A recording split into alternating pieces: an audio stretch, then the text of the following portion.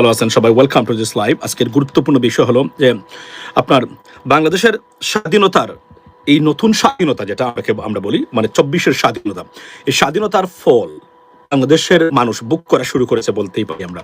সেটা কি? বাংলাদেশের বিরুদ্ধে অর্থাৎ বাংলাদেশের স্বার্থ বিরোধী যত চুক্তি, যত কাজ করেছিল গত আওয়ামী লীগ সরকার, তার প্রত্যেকটাকে অলমোস্ট রিভার্স করেছে এই সরকার। যতটুকু সম্ভব রিভার্স করে দিয়েছে তারা ইতিমধ্যেই। একের পর এক ভারতের সাথে চুক্তি বাতিল করতেছে এবং সেখানে নতুন ধরনের আপনার প্রজেক্ট তারা করতে যাচ্ছেন।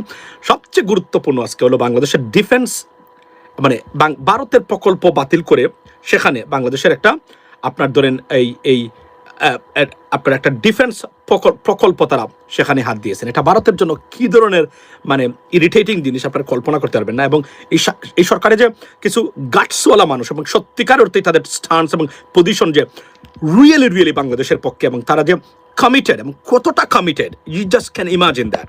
বাতিল শুধু করেন নাই, বাতিল করে সেখানে ডিফেন্স আপনার যেটাকে আমরা ওই যে বিভিন্ন ধরনের এই আপনার ডিফেন্স অর্থাৎ প্রকল্প তারা সেখানে চালু করেছেন। আমি বিষয়টা একটু বিস্তারিত আমি আপনাদেরকে সামনে দেখাই। এবং এই যে এগুলাই আমাদের নতুন যে কোন গভর্নমেন্ট গেলে এগুলাই আমাদের করা দরকার বলে আমি মনে করি, কারণ এখানেই আমাদের পরিবর্তনের ছোঁয়া এবং সব পরিবর্তন আমি আপনাদেরকে দেখাই। কোথায় গেল এটা? আচ্ছা, এই যে এটা একটা নজিরবিহীন ঘটনা, কিন্তু এই দেখেন আমি আপনাকে দেখাই। বুলেট ও ট্যাঙ্কের যন্ত্রাংশ উৎপাদনের লক্ষ্যে মিরসরাইয়ে, এবং এই প্রকল্পটা ছিল ভারতের প্রকল্প। এটা লেখছে বুলেট ও ট্যাঙ্কের যন্ত্রাংশ উৎপাদনের লক্ষ্যে মিরসরাইয়ে অত একর জমি ডিফেন্স আপনার অত একর যেটা ভারতকে দেওয়া হয়েছিল ডিফেন্স ইন্ডাস্ট্রিয়াল পার্ক করার সিদ্ধান্ত সরকারের। ডিফেন্স ইন্ডাস্ট্রিয়াল পার্ক ওইটা ভারতকে দিয়েছিল গত সরকার, সেটা তারা ক্যান্সেল করে তারা এখন এটাতে ডিফেন্স প্রকল্প। আপনি দেখেন এই সরকার ডিফেন্সের ক্ষেত্রে যে কি পরিমাণ সিদ্ধান্ত নিয়েছে, নজিরবিহীন ঘটনা। যদি একটু বড় বড় রাজনৈতিক দল যে দু একটা আছে সবটির স্বতঃস্ফূর্ত সমর্থন পেত, নজিরবিহীন কিছু কাজ হতো। ভারত যা চেয়েছিল তার উল্টো দিকে বাংলাদেশ যাচ্ছে, এবং এটাই বাংলাদেশের জন্য নতুন পরিচয়, ladies and gentleman, trust me. এবং আমি একটু আগে বলেছিলাম, তারপরে হলো এটা তো আলোচনা করবোই, সাথে হলো যে আদানিকে প্রতি বছর 5 থেকে 6 হাজার কোটি টাকা এক্সট্রা গভর্নমেন্ট দিত। এটা প্রথম আলো রিপোর্ট। এখানে অন্য জায়গাতে বলা আছে $1 billion। Now if you dispute that $1 billion, at least Prothom Alo পত্রিকা আমি আপনাদেরকে দেখাবো এটা 5 থেকে 6 হাজার কোটি টাকা প্রতি বছর এক্সট্রা দেয়। এখন আমি দৃষ্টি আকর্ষণ করব সেই সব ভারতীয় দালালদের যারা ক্রিকেটে 4 থেকে 500 কোটি টাকার নাকি লস হয়ে যাবে, এবং না খেললে বাংলাদেশের টাকা লস। তার দেশের স্বাধীনতা সার্বভৌমত্বর কোনো ব্যাপার তাদের কাছে না। দেশ কোথায় যে কুক্ষিগত করে রাখার চেষ্টা এবং বাংলাদেশের বিরুদ্ধে অনবরত ষড়যন্ত্র এবং ডিফেমিং বাংলাদেশের যে এফর্টটা, এটা বিন্দু মাত্র তাদের মনে আঘাত দেয় না। তাদের মনে হলো কি 5-6 হাজার কোটি টাকা বাংলাদেশে পাচ্ছে না, এটাই অথচ এটা একটা মিথ্যা তত্ত্ব। লেখছে এখানে বুলেট ও ট্যাঙ্কের যন্ত্রাংশ উৎপাদনের লক্ষ্যে মিরসরাইয়ে বুলেট এবং ট্যাঙ্ক হেভিস্টাফ 850 একর জমিতে ডিফেন্স ইন্ডাস্ট্রিয়াল পার্ক করার সিদ্ধান্ত সরকারের। এর মধ্যে নীলফামারীতে আজকে চীনের 2300 কোটি টাকার প্রকল্প, যেটা আন্তর্জাতিক মানের হসপিটাল, রাইট, এবং নজিরবিহীন সিদ্ধান্ত সরকার অ্যাপ্রুভ করেছে। এগুলা ভারত কোন অবস্থাতেই, এগুলার একটা অবশ্য রাজনৈতিক উদ্দেশ্য আছে, তবে এখানে বলে রাখি এগুলা নতুন এবং যুগান্তকারী পদক্ষেপ বাংলাদেশের, লেডিস এন্ড জেন্টলম্যান, নতুন এবং যুগান্তকারী পদক্ষেপ।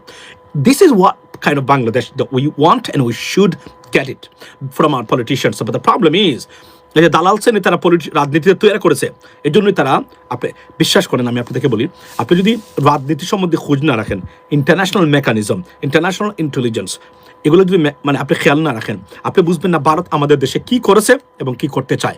You can imagine that. আপনি যদি একবার খালি বুঝতে পারতেন, এখানেই আমাদের রাজনৈতিক দলগুলোর ব্যর্থতা, তারা জনগণকে এডুকেট করে না ভারতীয় ষড়যন্ত্র এবং তাদের যে কনস্পিরেসি এবং ডিফেমিং যে প্রজেক্ট বা এফোর্টস যেগুলা অনগোয়িং কন্টিনিউ চলতেছে বর্তমানে বাংলাদেশের বিরুদ্ধে, সেগুলো নিয়ে তারা আলোচনা করে না, এগুলো তারা বুঝায় না।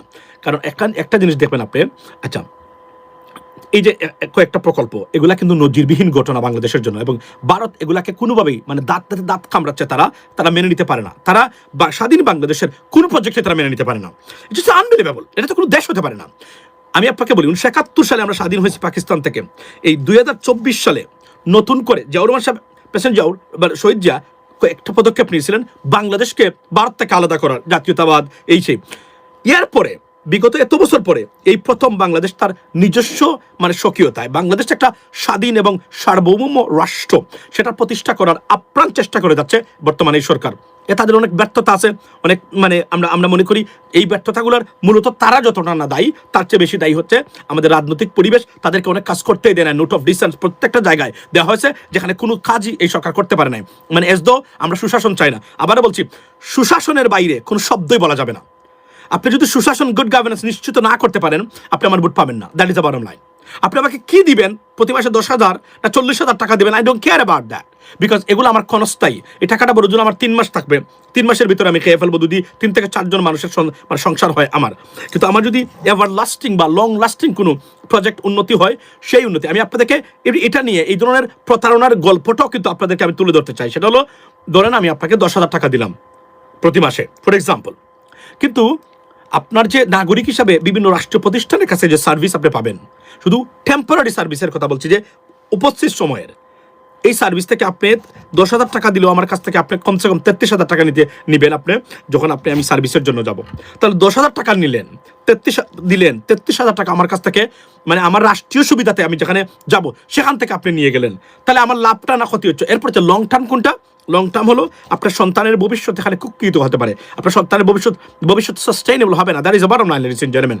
সো গেল একটা। যখন আপনি দেখেন যে এই যে প্রকল্পগুলা, এগুলো বাংলাদেশের জন্য সাস্টেইনেবল। ওয়াই? বিকজ আমাদেরকে মানে এক ধরনের অঘোষিতভাবে নিরস্ত্রীকরণ চুক্তিতে অঘোষিতভাবে, দ্যার ইজ নো ট্রিটি। এবং আমি গতকালকে দেখলাম, আপনি কল্পনা করতে পারছেন, আওয়ামী লীগের কিছু লোক যারা ভারতে আছে তারা আলোচনা করতেছে ইন্দিরা গান্ধী যে চুক্তি, সেই চুক্তিতে অনুযায়ী বাংলাদেশ মানে ভারত যদি থ্রেট মনে করে বাংলাদেশের উপর তারা আক্রমণ করতে পারে। কল্পনা করতে পারবেন আপনার? একটা দেশের জনগণ, বাংলাদেশের মানুষেরা, এরা গিয়ে বলে যে ভারত যেন বাংলাদেশে আক্রমণ করে। কেন ইমাজিন, লেডিস এন্ড জেন্টলম্যান, এরা কতটা একটা দেশদ্রোহী এবং মানে দেশের মানুষের শত্রু হতে পারে। বলছে যে বাংলাদেশে আক্রমণ করা যাবে। ইন্দিরা গান্ধীর চুক্তি তারা বাংলাদেশিরা, ভারতীয়রা না, বাংলাদেশিরা এই কথাগুলো উপস্থাপন করেছে। আমি আর আপনাদেরকে এখন আমি আসি, এই যে আরামজাদা নট আউট নুমান আছে, এই যে একটা আছে না, ওই যে 6 মাসে গোসল পারে নাই। আচ্ছা, এখানে একটা খবর, বাংলাদেশিদের জন্য আইসিসি কোনো অ্যাক্রেডিটেশন কার্ড রাখে নাই। আপনি দেখেন, এটা কোনো দেশ? আমাদেরকে কোনো দেশ মনে হয়? মানে বাংলাদেশ কি সত্যিকার অর্থে কোনো দেশ মনে হয় আমাদের? মানে এটা কেমন কথা? আমরা আইসিসির সদস্য, আইসিসি এই কাজটা করতে পারে? আমি আজকে এখানে প্রতিবাদ করে গেলাম, আইসিসির কোনো একটা ম্যাচ যেন বাংলাদেশে না দেখানো হয়। বাংলাদেশের তরুণ সমাজ এই বাস্তবতা মেনে নিয়েছে, এবং ক্রিকেট যে তাদের জীবন এবং তাদের ভবিষ্যৎকে জিম্মি করার প্রক্রিয়া ভারতীয়দের মাধ্যমে, সেটা বাংলাদেশের জনগণ বুঝেছে। কিভাবে বুঝেছে আমি বুঝলাম, এই কারণে বুঝেছে যে আপনার বিসিবির পরিচালক যে নাজমুল সাহেবের প্রতি যে রেসপেক্ট এই তরুণ প্রজন্মের, সেখানে দেখে আমি মনে করি, সুস্পষ্টভাবে আমি মনে করি, বাংলাদেশের জনগণকে আমরা, এটা বিশেষ করে তরুণ প্রজন্মকে, নট অল অফ দেম, আমরা যদি আরো কাজ করি, আরো বক্তব্য দিই, আরো আমরা এটা প্রচার করি সোশ্যাল মিডিয়ার মাধ্যমে, আমরা নতুন প্রজন্মকে এটা বোঝাতে আমরা সক্ষম যে বাংলাদেশের ক্রিকেট হচ্ছে বাংলাদেশের জন্য একটা ক্যান্সার। এই ক্রিকেটের মাধ্যমে বাংলাদেশকে কুক্ষিগত করে রাখার একটা প্রক্রিয়া, এবং ক্রিকেটের প্রচার প্রসার মানে ভারতীয় সাম্রাজ্যবাদের প্রচার প্রসার। That is the bottom line, ladies and gentleman. Fuck cricket. আপনি একজন বলছেন, আমার ভাই নাম কি, রাকিব খান, আমার ভাই বলছেন, সুন্দর বক্তব্য দিয়েছেন আপনি। আপনার জন্য রয়েছে খেয়া কসমেটিক্সের পক্ষ থেকে মুক্তিযুদ্ধের মহামূল্যবান বই। এবং মুক্তিযুদ্ধ কোনটা, সেটা হচ্ছে সবকিছু ভারত করেছে, আমরা কোনো কিছুই করি নাই। আর আপনার মানে বঙ্গবন্ধু সবকিছু করেছেন, আর কেউ কিছু করে নাই। আর যথারীতি গাছ, সেই গাছ যেটা ভারত থেকে আনা, সেই গাছ মুক্তিযুদ্ধের পক্ষে। আচ্ছা, তো বাই দ্য ওয়ে, এটা একটু মানে আমি I am teasing you, because এটা হানিফ সংকেত ভাই সবসময় এটা বলে থাকেন। আচ্ছা, মুক্তিযুদ্ধের মহামূল্যবান বই কোনটা জানেন? মুক্তিযুদ্ধ আর কেউ কিছু করে নাই। প্রেসিডেন্ট জিয়াউর রহমান, উনি মানে পাকিস্তানের মানে চোর ছিলেন, আইএসআইয়ের চোর ছিলেন, উনি একজন রাজাকার ছিলেন, উনি মানে এই আজিবাজি। আমি একটা উদাহরণ দিলাম আপনাদেরকে, কেন, যেহেতু উনি তো রাজনীতিভাবে পরিচিত, এই জন্যই। আর বঙ্গবন্ধু সবকিছু করেছেন, আর আওয়ামী লীগ মানে মুক্তিযুদ্ধ করেছে। বাংলাদেশের ভারত না থাকলে মুক্তিযুদ্ধ হতো না, যদিও লাস্টের কয়েকদিন এসে তারা বলছে, এবং বাংলাদেশকে যা দিয়েছে ভারত আজীবন মনে রাখতে হবে। এগুলো হচ্ছে মুক্তিযুদ্ধের মহামূল্যবান বই। এখন আমি আমার রাকিব ভাইকে এই বিষয়ে মন্তব্য করার জন্য আমি অনুরোধ করলাম আপনাকে। আচ্ছা, সো এখন আমি যাই যে এখন আমি আপনাকে আচ্ছা এখন আমার বক্তব্য হলো নট আউট নুমান, তুই কই রে তামিলনাডু, ওয়ের আর ইউ নাও? তামিলনাডু কি পরিমাণ টাকা খেয়েছে ভারতের মানে ভারত হাইকমিশন থেকে, আপনি কল্পনা করেন, নন স্টপ। তার ঠোঁট তো এত পাতলা দেখা যাচ্ছে, সারাদিন মনে গাঁজা খায়। ও বাই দ্য ওয়ে, আরটিভির খবর হলো বাংলাদেশে গাঁজাখুরের সংখ্যা 11 লক্ষ।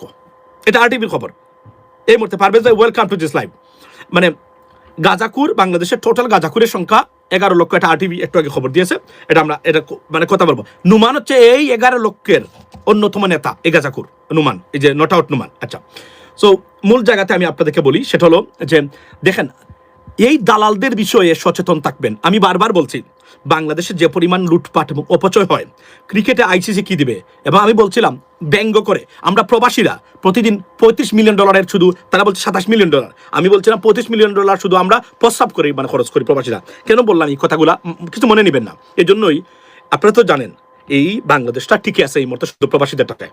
জানেন তো আপনারা, মূল যে আমাদের রিজার্ভ, এই যে এত কিছুর পরে একটা বিপ্লব পরবর্তী রাষ্ট্র ভঙ্গুর হয়, অর্থনৈতিক মানে মানে টানাপোড়েন থাকে, দৈন্যতা থাকে, সেখানে মানে ব্যয় নির্বাহ করতে পারে না রাষ্ট্র, সেই জায়গাতে বাংলাদেশ এই প্রথম সত্যিকার অর্থে রিয়েল হিসাবে IMF, according to IMF and world bank, বাংলাদেশের রিজার্ভ যা লাগে তার চেয়ে বেশি।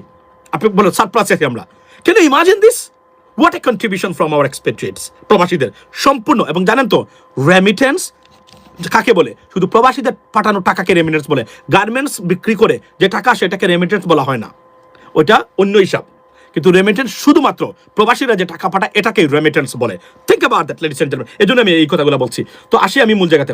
আপনি দেখেন সে বলছে কি, মানে 400-500 কোটি টাকা আমরা লস করলাম। আমি বলছিলাম যে পরিমাণ শুধু এসালম যে নিয়েছে, $1 বিলিয়ন যদি আমরা এসালমের কাছ থেকে আনতে পারি, $20 মিলিয়ন নিয়েছে অফিসিয়াল স্ট্যাটিস্টিক্স, এটা আওয়ামী লীগের সময়ের বক্তব্য আমি বলছি। ওই টাকাটা যদি আমরা $1 বিলিয়ন শুধু $20 বিলিয়ন থেকে $1 বিলিয়ন আমরা এসালমের কাছে উদ্ধার করতে পারি, মানে আমাদের ক্রিকেট বোর্ড চলতে পারবে আরো 30 বছর। 30 বছর চলতে পারবে। আর ওই কথা, ওই হিসাবটা তো সত্য না। আমরা কত পার্সেন্ট পাই? আইসিসি যে টাকা দেয় সেই টাকা 27 মিলিয়ন, $21 মিলিয়ন আমরা পাই। $21 মিলিয়ন, তাও বাংলাদেশের উৎপাদিত যে টাকা, সেটার একটা অংশ। আপনি কল্পনা করেন কতটা মিথ্যাচার তারা এদিন প্রতিদিন আমাদের সামনে জাতিকে বিভ্রান্ত করে। এই দেশে থেকে এই দালালরা এখন এই কাজগুলা করে যাচ্ছে। এটা আনবিলিভেবল লেডিস এন্ড জেন্টলম্যান। আমি নট আউট নুমান সহ সেই দালালদের উদ্দেশ্যে, এই দেখেন প্রথম আলোর আমার পিছনে আছে প্রথম আলো, আদানি বছরে 5 থেকে 6 হাজার কোটি টাকা বাড়তি নিচ্ছে। Imagine that.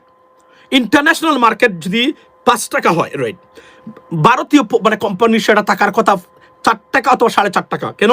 বিকজ আপনার আমদানি খরচ, আপনার যে যাতায়াত খরচ বা কানেক্টিং খরচটা আমেরিকার চেয়ে কম, ইউরোপের চেয়ে কম। সেখানেও তারা ইন্টারন্যাশনাল রেটের সাথে তাল মিলিয়ে নিয়েছে, তারপরেও তারা 5 থেকে 6 হাজার কোটি টাকা এক্সট্রা নিয়েছে। লেডিস এন্ড জেন্টলম্যান, এখন আপনি আমাকে নট আউট নুমানকে বলেন আপনারা যে এই যে আইসিসির যে টাকা $21 মিলিয়ন, $21 মিলিয়ন আপনি প্রতি বছর $1 বিলিয়ন পাচার করে, মানে এক্সট্রা দিচ্ছে আমরা আদানিকে। এই টাকাটা শুধু একটা প্রকল্পের বক্তব্য আমি দিলাম, এটা কিন্তু সব প্রকল্প নয়, এবং শত শত প্রকল্প করেছে। এই প্রকল্পগুলা শুধুমাত্র আমি আপনাকে বলি, শুধুমাত্র পদ্মা সেতুতে যে পরিমাণ লুটপাট করেছে 11,000 কোটি টাকা, মানে সেতুর মানে টাকার সেতু, সেটাকে তার 81,000 কোটি টাকা নিয়েছে। ধরে নিলাম আরো 20,000 কোটি টাকা এক্সট্রা হলো। ভাই 81,000 কোটি টাকা কিভাবে গেল? আপনারা দেখেছেন সেটা। এই সরকারে আসার পরে প্রায় 6,500 কোটি টাকা পদ্মা সেতুর পরবর্তী রক্ষণাবেক্ষণ থেকে তারা সেভ করেছে। এই যে আমাদের সড়ক উপদেষ্টা যে ফয়জুল হক সাহেব সেদিনও বলছিলেন, তো আপনি কল্পনা করেন আমরা যদি এই টাকাগুলো সেভ করতে পারি, বিসিবির যে টাকা পায় আইসিসি থেকে, এগুলা কি কোনো অবস্থাতে কোনো বেশি অ্যামাউন্ট? আপনি ধরেন আদানির থেকে যদি 5-6 হাজার কোটি হয়, ভাই আমরা 500টা কোটি মানে 500টা কোটি টাকা যদি আমরা এখান থেকে সেভ করে আমরা আমাদের ক্রিকেট বোর্ডকে দেই, আমাদের ক্রিকেটারদেরকে দেই, আমাদের টাকার প্রয়োজন আছে? আইসিসির টাকা আমাদের প্রয়োজন আছে বলেন আপনারা? বলেন আমাকে, আপনারা বলেন। আমি তো এই কথাগুলো তো তুলেছিলাম সেদিন। আমি অন্যান্য প্রকল্পে বাদ দিলাম। ভাই যে পরিমাণ লুটপাট হয়, আমি আপনাদেরকে বলি, বাংলাদেশে যে মানে বাজেট হয়, সেই বাজেটের মাত্র 1/3 আমরা কাজে লাগাই, বাকি 2/3 অপচয় এবং আর লুটপাট হয় এই জায়গাতে। তা আপনি কল্পনা করেন এই নট আউট নুমানকে খান ধরে কেউ এই কথাটা তাকে জিজ্ঞেস করবেন, এই হিসাবটা তাকে মিলিয়ে দেবেন যে দালাল তুই দেখ তুই কি পরিমাণ টাকা খেয়েছে। আপনি কল্পনা করেন কি পরিমাণ টাকা খেয়েছে সে, মানে সারাদিন নন স্টপ, মানে এই হিসাব সারাদিন, মানে বিসিবি এই করলো, বিসিবি সেই করলো, মানে সে একটা বার বসে নাই। কি পরিমাণ টাকা খেয়েছে আপনি কল্পনা করেন। আপনি তো জানেন যে মানে বাংলাদেশ যেন যায়, কারণ ভারত তো একটা মহাবিপদে পড়েছে, রাইট? বাই দ্য ওয়ে, এখানে বলে রাখি যে পাকিস্তান ক্রিকেট বোর্ড সরকারের অনুমতি পাচ্ছে না এই মানে খেলাতে যাওয়াতে। পারভেজ ভাই কি বলছেন? আচ্ছা, Adani is now ডিসরাপ্টিং Bangladesh with আচ্ছা and by reducing electricity supply. They would definitely do that. They would definitely do that. Let me tell you one thing. আপনারা যারা নতুন প্রজন্মের এখানে যারা মানুষ আছেন, আমি আপনাদেরকে অনুরোধ করি, এই জীবনে কোনোদিন লাইফ সেভিং গুরুত্বপূর্ণ যেগুলা উপস্থিত সময় রিপ্লেস করা যায় না, energy sector, life saving matter, শিক্ষা, জীবনে কোনোদিন ভারতীয়দের হাতে দিবেন না, বাংলাদেশের এই জীবনে দিবেন না। কেন দিবেন না জানেন? যে কোন সময় তারা এগুলো আমাদেরকে ডিস্টার্ব করবে, বিপদে ফেলবে। লাইফ সেভিং এবং হেলথের বিষয়ে, লং টার্ম হেলথে, ধর আপনার জিনিস একটা খাচ্ছেন ভারত থেকে এনে বছর পর বছর, এটা আপনি জানেন না আমাদের সারা 21 কোটি মানুষকে এরা ক্যান্সারের মানে দানা দিয়ে দিচ্ছে কিনা আমাদের ভিতরে। কারণ একটা দেশকে রোগা করতে পারলেই মানে অসুস্থ জাতি তো কখনোই আর উন্নতি করতে পারে না। That's what it is. So এটা কিন্তু আমি আবারও বলছি, জীবনে কখনো চেষ্টা করবেন শিশু খাদ্য ভারতীয় প্রোডাক্ট না খেতে, চেষ্টা করবেন।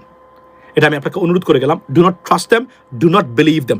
এতটা হেট্রেড টুয়ার্ডস বাংলাদেশি এবং Muslim, can imagine that, unbelievable. I have never seen anything like that. Why? দেখেন, মানে আমি বারবার বলছি, এখানে আমার বক্তব্য আপনাদের মানে আমি প্রতিবাদ করে যাচ্ছি সেই সময়ে যে আমরা ক্রেতা, পৃথিবীতে এমন অন্যায্য এবং এবং খারাপ ব্যবহার আমি কোথাও দেখি নাই। আমরা তাদের ক্রেতা, আমরা প্রায়োরিটি এবং প্রিভিলেজ পাওয়ার কথা। পণ্য আমাদের কাছে বিক্রি করে আসার সময় 3 গুণ টাকা নেয়, আবার আসার সময় 2টা জুতার বাড়ি, এগালে একটা দেয়। এমন নজিরবিহীন খারাপ ব্যবহার এবং মানে আপনার সন্ত্রাস আপনি পৃথিবীতে কোথাও পাবেন না, ভারত বাংলাদেশের সম্পর্কের মধ্যে যা বর্তমানে আছে। সো আমি এই কথা অনুরোধ করে গেলাম, কখনো দিবেন না। এখন নট আউট নুমানকে জিজ্ঞেস করেন যে তাহলে এইটা আমরা, এটা তো দিল আইসিসি, তাহলে এই যে অবস্থা আর দেশের মান সম্মান মর্যাদা, আমি বললাম না গতকালকে বলেছি, নতুন উচ্চতায় বাংলাদেশের সম্মান, নতুন উচ্চতা। অলরেডি ক্রিকেটের বাইবেল উইজডেন গতকালকে বলেছি, আইসিসির ক্রিটিসাইজ করেছে শুধু বাংলাদেশ এই ইনিশিয়েটিভটা নেওয়ার কারণে। এরপরে গিলেস্পি, উনার মতো ব্যক্তি কিন্তু অলরেডি, আপনি যাকে গিলেস্পি মানে জিলেস্পি বলা হয়, তো উনি কিন্তু আপনি দেখেন প্রতিবাদ করেছেন, আর অনেকে এসেছেন। এবং পাকিস্তান ক্রিকেট বোর্ড তারা বলছে, আমি পাকিস্তানকে এই এফোর্টটার জন্য ধন্যবাদ দিই, ইভেন তো তারা বিশ্বকাপে যায়ও, কেননা এটা একটা বিগ লস হবে পাকিস্তানের জন্য যদি পাকিস্তান না যায়, মানে টোটালি। অর্থাৎ এটা একটা নজিরবিহীন ঘটনা। এই স্যাক্রিফাইসটা পাকিস্তান করবে কিনা, তবে Pakistan should stand by Bangladesh. Why? Because এটা ভবিষ্যৎকে, আইসিসিকে ভারতের মানে রাহুগ্রাস মুক্ত করার জন্য এই পদক্ষেপগুলো জরুরি। If you do not act now, there is a time coming, you not be able to act that time. এটা আমি আবার বলছি, কেননা এই যে ইনজাস্টিস হচ্ছে, এই ইনজাস্টিসের বিপক্ষে না দাঁড়ালে, যখন আপনার উপর ইনজাস্টিস আসবে, তখন হয়তো আর একজন মানুষও পাবেন না, মানে যখন